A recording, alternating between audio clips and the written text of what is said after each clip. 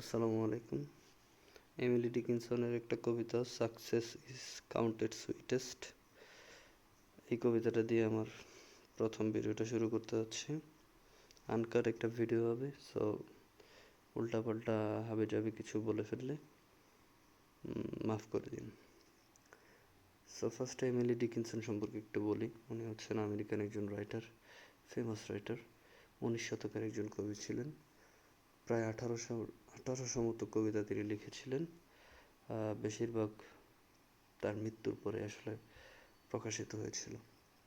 So এই কবিতাটা কেন ইম্পর্টেন্ট? এই কবিতাটা আসলে খুবই ছোট, কিন্তু মিনিংয়ের দিক দিয়ে অনেক বড়। খুব কমন একটা ফেনোমেনা নিয়ে আসলে লেখা হয়েছে। যেমন সেন্ট্রাল আইডিয়াটা কি? এই কবিতার সেন্ট্রাল আইডিয়া হচ্ছে, যারা আসলে জীবনে খুব বেশি সফলতা পায় নাই তারাই আসলে সফলতার মূল্যটা বোঝে। সো কথা আর না বাড়াই, কবিতার দিকে যাই, লাইন বাই লাইন অ্যানালাইসিস করার চেষ্টা করি। Success is counted sweetest. Success আসলে sweetest by those who never succeeded. এই সাকসেসটাকে সবচেয়ে মিষ্টি মনে করে কারা? যারা কখনোই সাফল্য পায় নাই। এই দুইটা প্রথম লাইন দিয়ে কবি আসলে একটা জিনিস বুঝাই দিল যে সফলতা আসলে খুব বেশি মিষ্টি তাদের জন্যই যারা আসলে সফলতা পায় নাই কোনোদিন। আসলে এই লাইন থেকে কি বোঝা যায়? এই লাইন থেকে আসলে বোঝা যায় যে কোনো জিনিসের মূল্য আসলে কিসের উপর নির্ভর করে, সেটা পাওয়া আর না পাওয়ার উপর। আচ্ছা, পরের লাইনে যাই। To comprehend the nectar requires sorest need. কবি বলতেছে কম্প্রিহেন্ড মানে বুঝতে পারা। তাহলে আপনি যদি একটা নেক্টার মানে মধু, মধুর মজা যদি আপনি নিতে চান, মধুর মজা যদি আপনি বুঝতে চান, তাহলে আপনার নিডসটা মানে আপনার যে কি বলে এটাকে, আপনার যে চাহিদা, চাহিদাটাও সেই লেভেলের হইতে হবে। আপনার অনেক বেশি চাহিদা না হলে আপনি অনেক বেশি মজা পাবেন না। আপনার মিষ্টিটা আপনি আসলে ওই যে মধুর মিষ্টি, সেটা কেমন হবে সেটা বুঝতে পারবেন না। সো এখান থেকে আসলে বোঝা যায় যে একটা জিনিসের মূল্য নির্ভর করে আপনার প্রয়োজনের উপর। আপনার যত প্রয়োজন বেশি হবে, জিনিসটা আপনার কাছে তত বেশি মূল্যবান হবে। সো এই জন্য দেখা যায় কিছু মানুষ মনে করেন জন্মগতই বড় লোক, অনেক ফ্যাসিলিটিস পায়, তাদের কাছে মনে করেন অনেক কিছুই হাতের মোয়া। কিন্তু আরেক শ্রেণীর মানুষ আছে যাদের কিছুই নাই জন্মগতভাবে, সো তাদের অল্প একটু পাইলেই অনেক খুশি লাগে, মানে তাদের মনে হয় যে অনেক কিছু পাই গেছি।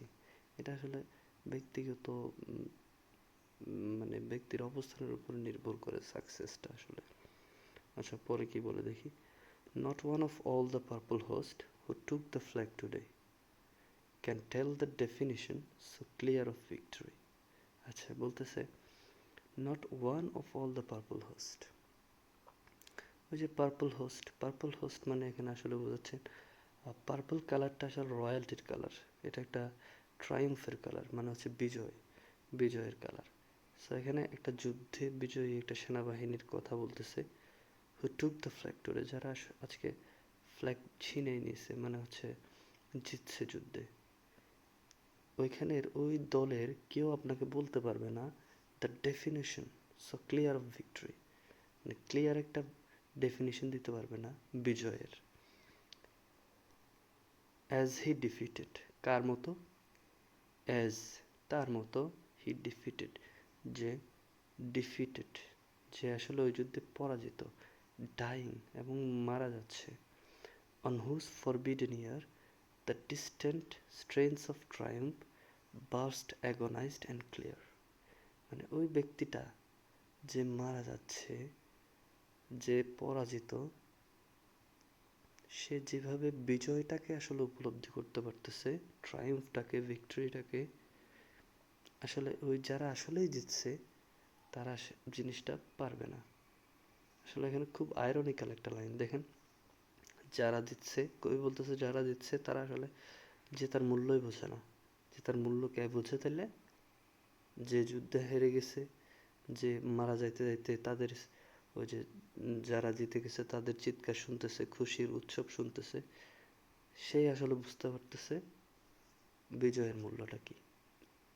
এর থেকে আসলে বোঝা যায় যে সাফার না করলে, জীবনে যদি আপনি সাফার না করেন, তাহলে আপনি জীবনটাকে ট্রুলি অ্যাপ্রিসিয়েট করতে পারবেন না। আপনি জীবনের সাকসেসগুলোকে, আসলে সফলতার আনন্দগুলোকে আপনি উপভোগ করতে পারবেন না। আপনার জীবনকে যদি আসলে উপভোগ করতে হয়, তাহলে আপনার জীবনে কষ্ট পাইতে হবে।